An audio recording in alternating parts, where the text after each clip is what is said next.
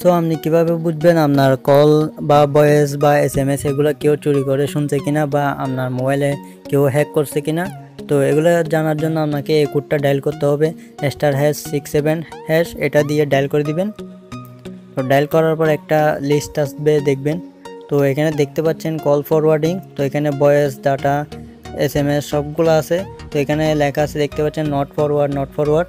তো সবগুলোতে কিন্তু নট ফরওয়ার্ড আছে, মানে আপনার মোবাইলের সব ইনফরমেশন সেভ আছে, কেউ কিন্তু আপনার মোবাইলের কোনো ইনফরমেশন নেয়নি বা ভয়েস, ডাটা এগুলা, এসএমএস। তো আপনার যদি কেউ যদি এভাবে চুরি করে থাকতো তাহলে এখানে লেখা থাকতো ফরওয়ার্ড। তো এগুলা বন্ধ করার জন্য আরেকটা কোড আছে যেটা আমি একটু পরে দেখাচ্ছি। তো আপনার যদি কল ফরওয়ার্ডিং বা ভয়েস ফরওয়ার্ডিং বা এসএমএস ফরওয়ার্ডিং এগুলো যদি করে থাকে তাহলে আপনি এগুলো কীভাবে বন্ধ করবেন। তো এর জন্য আরেকটা কোড আছে, এই কোডটা দিয়ে দিবেন #002# এটা দিয়ে দিবেন। দেওয়ার পর আপনি ডায়াল করে দিবেন। তো এখানে যত রকমের যদি ইনফরমেশন চুরি করে থাকে সবগুলা কিন্তু আনফরওয়ার্ডিং হয়ে যাবে। এখানে দেখতে পাচ্ছেন ইয়েস সাকসেসফুল কল ফরওয়ার্ডিং।